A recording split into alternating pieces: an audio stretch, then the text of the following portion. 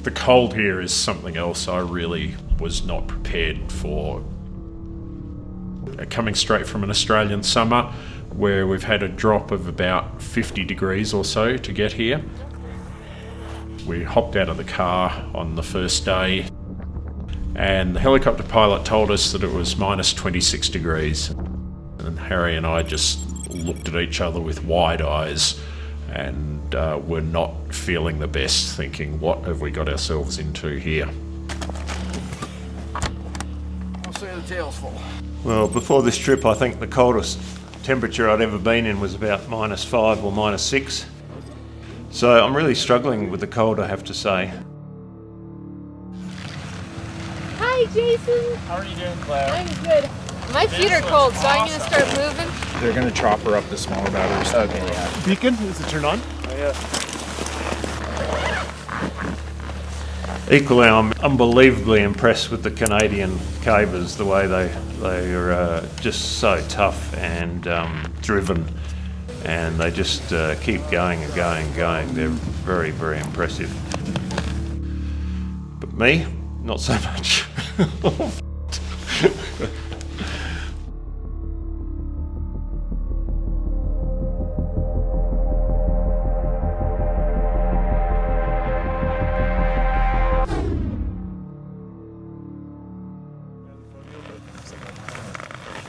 So I've got like way too much. Oh, no, they got a whole bunch of colors. Castleguard Cave is the longest cave in Canada. It's on the north boundary of Banff National Park. You ski over the Saskatchewan Glacier and across the Castleguard Meadows, and then the cave itself is running underneath Columbia Glacier. The ski is about 21 kilometers. And it usually takes about 8 hours, but very dependent on snow conditions. If it's whiteout conditions or if you have to break trail through a meter of snow, it could take you 2 days. It's 800 meters elevation gain, and most of that is really gradual on the Saskatchewan Glacier.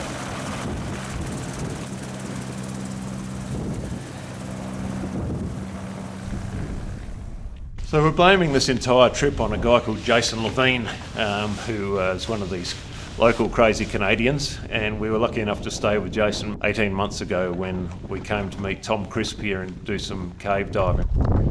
That's beautiful. Jason started talking about Castleguard, which I'd kind of heard about before but didn't quite realise what an amazing and massive cave it is. And then when you start to talk to other people like Rick Stanton and other people about this cave, they all go, oh yeah, you know, that's a serious quest. And when we found out there's a sump there that has been dived to its terminus, but no one had explored the dry cave beyond, I guess that's when the idea of coming here for this trip started.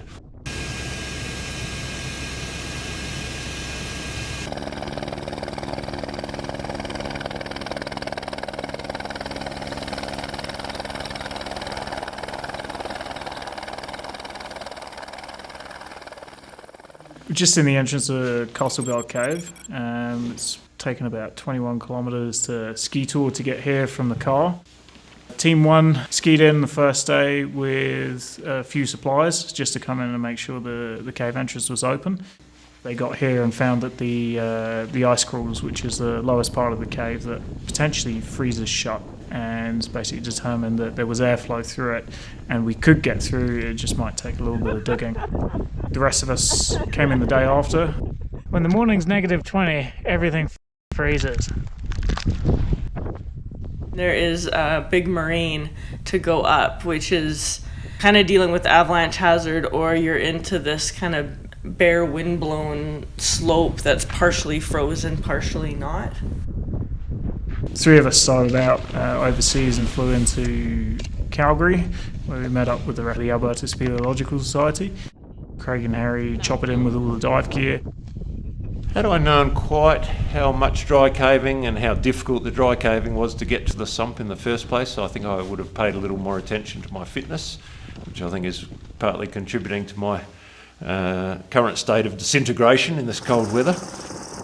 But I haven't given up quite yet. Hopefully tomorrow I'll feel a bit better. About 1,200 pounds was helicoptered in.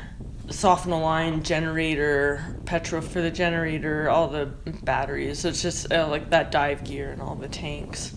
Ended up with 2 helicopter loads, so I think one load's 1,000 pounds, and then the other one was 200, and then that's how they decided that the divers would go up because there was all that excess capacity available. We had the next day to basically work on the ice crawls, and the dry cavers were absolutely phenomenal at that. They had the chainsaw down there having a whale of a time chomping the ice away and getting the hatchets out, and they managed to make a nice big channel for us fatter people to fit through. So now we can actually get through and get all the dive gear actually out to the sump. What do you see? It's gonna be so much work for so many people doing so many laps. If these boys are struggling, I'm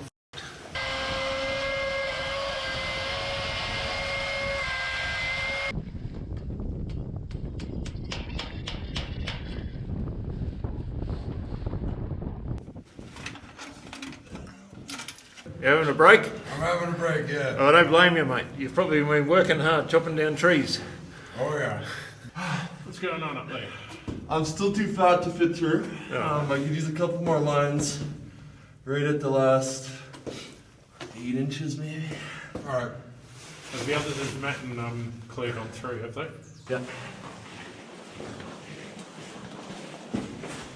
Well, pretty easy to get through. Yeah? Those boys did some serious work down there. Yeah. Yeah, the sucking great. I got through both ways, no problem. Oh, good on you, man. Watch out, big fella. Here I come. Your ass looks so good in that seat. Thanks, bro. That place up there wears on you. It's uncomfortable. The camp. The camp. Yeah. Once you get down in here, it's much better. Yeah. These gloves are the duck's guts. Oh, no kidding, eh? Yeah. And prostate exams. You know, I'm only an amateur. Oh, yeah. I'll give her a go. Nothing to lose. How amazing is it looking down at the rocks on the riverbed? Just follow the channel, it's going to meander back and forth. Yeah. I'm going to be just in front of you, so Let's go. at whatever distance. All right, buddy, let's give her hell.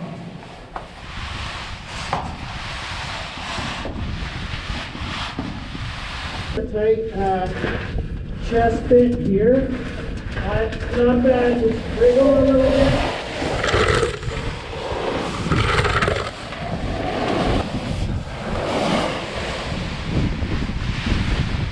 Oh, John. Yesterday. Thank you, ladies. The sun is beautiful. We highly recommend it. So I didn't think I had a chance in hell, but these boys have been cutting a trench for 48 hours solid. Chainsaws, picks, shovels, whatever.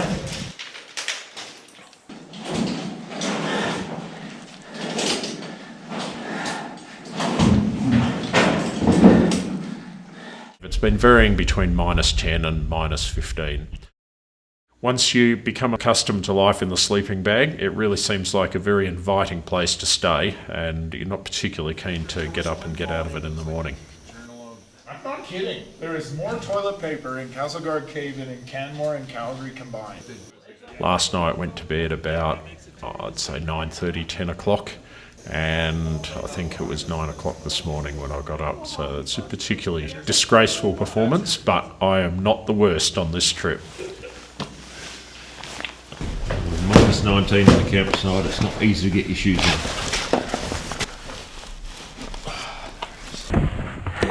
So we're ready for a dive today. So we got about a kilometre further after this, and we should be at the water.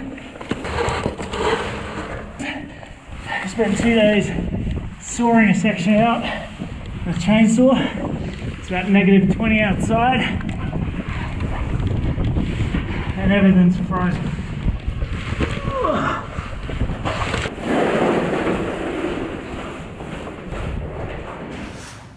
It then starts getting very low, kind of almost bedding plane-ish type passage where it's a lot more crawling and grovelling with your pack, and it just carries on that way and carries on that way and carries on that way, and it's absolutely grueling trying to get gear up to the sump.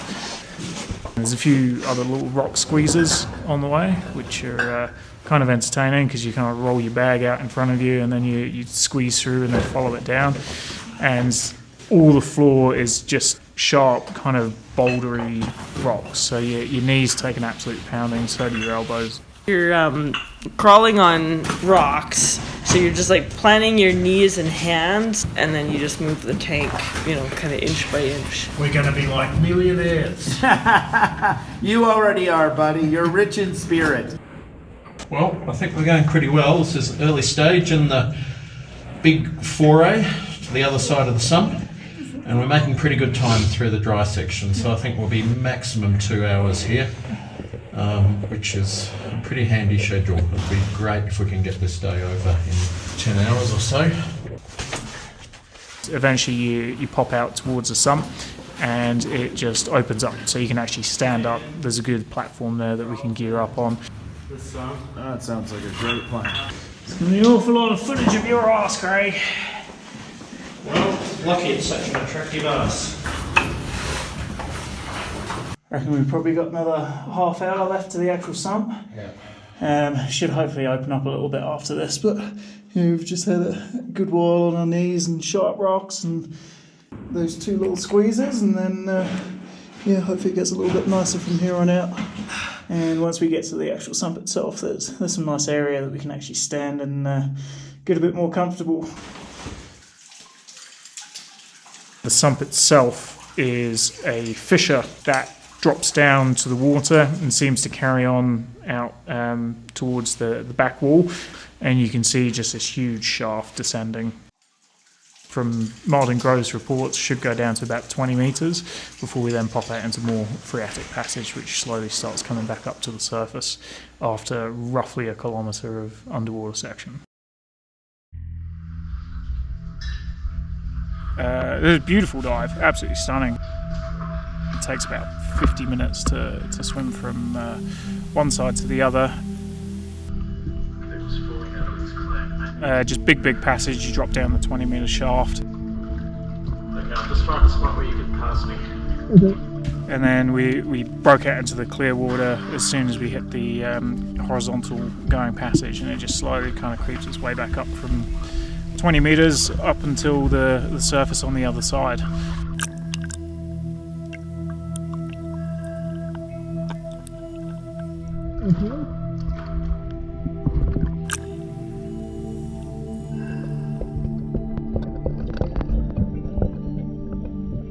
So the dive itself was really pleasant. I was actually surprised that the line that's been laid in there quite some years ago is still in really good shape.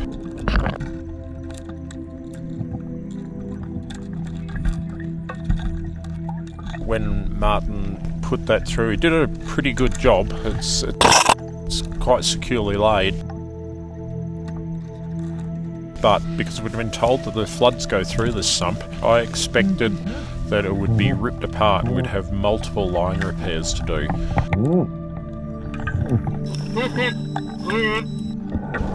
It was only, as it turns out, broken in 2 places, and the first place it had obviously been chafing on a rock and gradually worn through. So there was a bit of slack in the line, managed to pull the ends together and tie them together.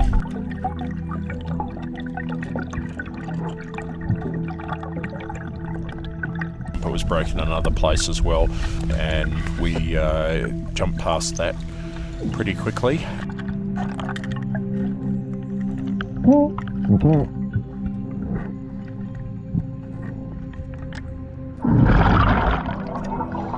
As a result of that, we really have some doubt about whether the flood that floods this cave, the bulk of the water comes through this sump, because I would have expected after all these years and that amount of flow every season that the shape the line was in would be a lot worse than this. The current theory of where the water comes from may need to be revised on that basis. Yeah, there's really not a lot of evidence of big floodwaters coming out through that sump passage. I mean, where you get geared up, there's a clay bank up there which looks like it's there's been water that drips on top of it, and it basically runs downwards. Whereas if the sump was actually flooding, what it would do is it would push out in the opposite direction and smooth out all of that clay. But there doesn't seem to be any evidence of that. And even the far side of the sump as well. There's a small little stream that kind of trickles into it, but again, there's no real sign of huge floodwaters that come through there. There's not really any scalloping on the walls or anything like that.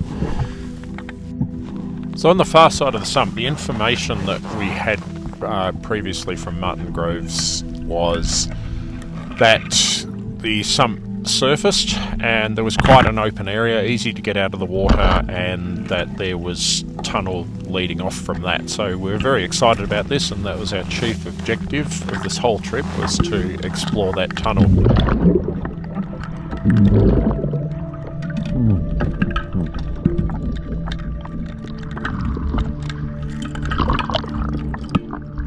So we hopped out of the water. There's a very nice little pool there that's really easy to work in. You can help each other get de-kitted and geared up. What we could see from there was this really nice walking passage about 2 metres high and probably 3 metres wide. At least we're in a spot where we can help each other gear up. Yeah. It's the most remote dive I've ever done. Yeah, this or the third sump of Cockerby. Right, well, it's a walking passage, Tom.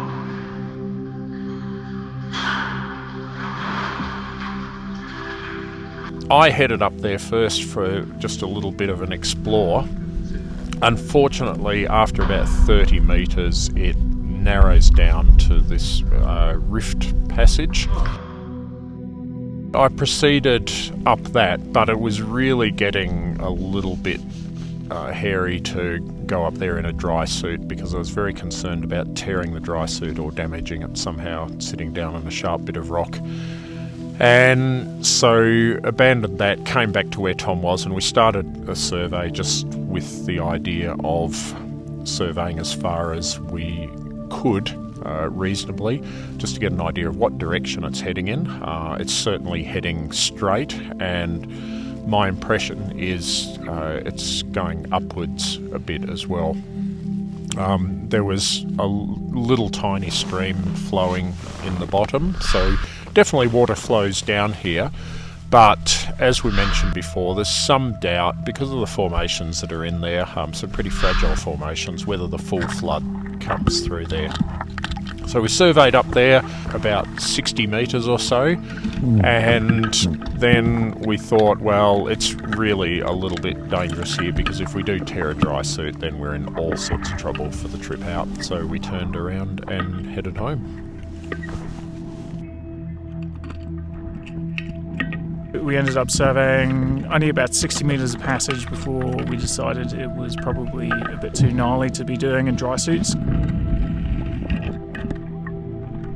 Happy to be back this side of the sump and still leaving big open passage on the other side ready to go back to and take some proper caving gear for.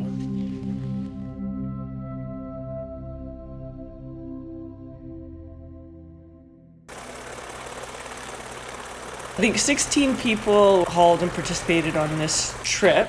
There was probably 5 people supporting us down below. There's years when you just can't access it. It just seals right off. This year it didn't seal right off, but it was narrow. You're trying to arrange with all these volunteer people to come and work for free. So you're trying to offer them a rewarding experience. Need little stabilizer wheels. Yeah, little outriggers. Outriggers, yeah. Just the way dates lined up, had to go farther out of the caving community to try and find people, but I think we pulled together a super awesome team. In hindsight, with the helicopter, we could have used the wall tent, but then it's really hard to get people going in the morning. Like, nobody wants to leave the tent. Isn't Mount Castleguard over there? Yeah. Well, that's a bit of an effort if they go and ski that. These guys are crazy. Castleguard's been known about for a long time.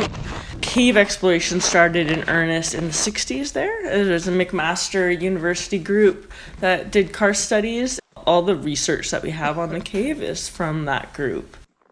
We're at the top of the moraine, about to go down onto the Saskatchewan Glacier.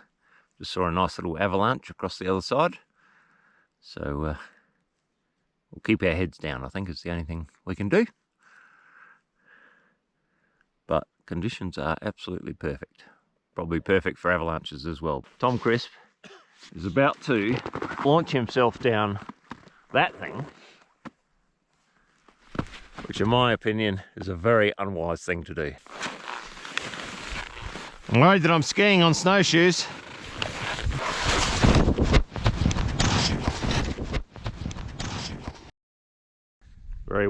Very wise approach.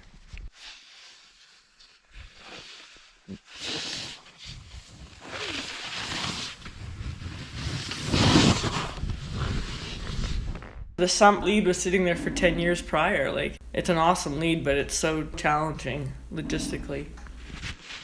That's a long way down. It's probably unorthodox, but seems to be working. The low-hanging fruit was picked, and then you go to the medium-hanging fruit, and then the high-hanging fruit, and then there's the stuff that's just not really sure if it's worthwhile. Oh, don't worry about us. We're professionals.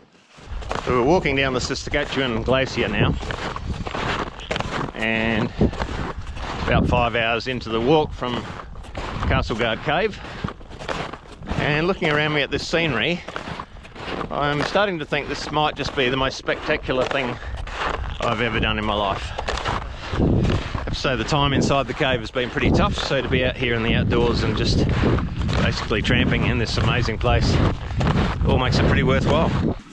That's Tom with his new technique. I keep walking over things that sound hollow.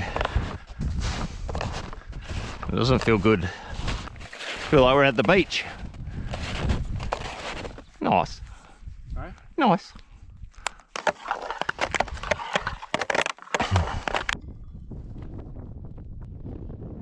I think it is a small group of people who have the passion to put in the hard yards. There's plenty of people around the world who'd be capable, but you know, lining up all the things that made this successful, including permits, the ice crawls, the climate, all the things that had to fall into place to make this what is actually a relatively straightforward dive, to make that possible, it's actually an enormous undertaking. And I'm not unhappy with the result, to be honest. I think the fact that we established that there is cave continuing beyond that sump is a significant achievement.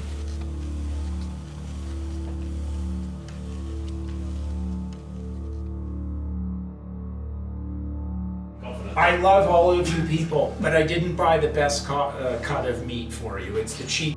So we have to cook it more carefully. And you'll eat it medium rare like a man.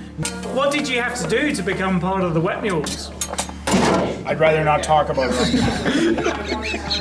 This is for the inevitable investigation that's to follow. Well, there will be fatalities. Yep. They came clear during the barbecue when people started to perish from various types of injuries, including alcohol poisoning, barbecue burns, salt and pepper seasoning, and other various maladies. We were looking at that the other day there, like where it changes from that rifty passage into the subway. It's just like... And therefore... My animal husbandry is definitely laughing. Record? Start again. Okay. How confident are you it was a bat? Oh, I know my bat. I think that was the story, wasn't it?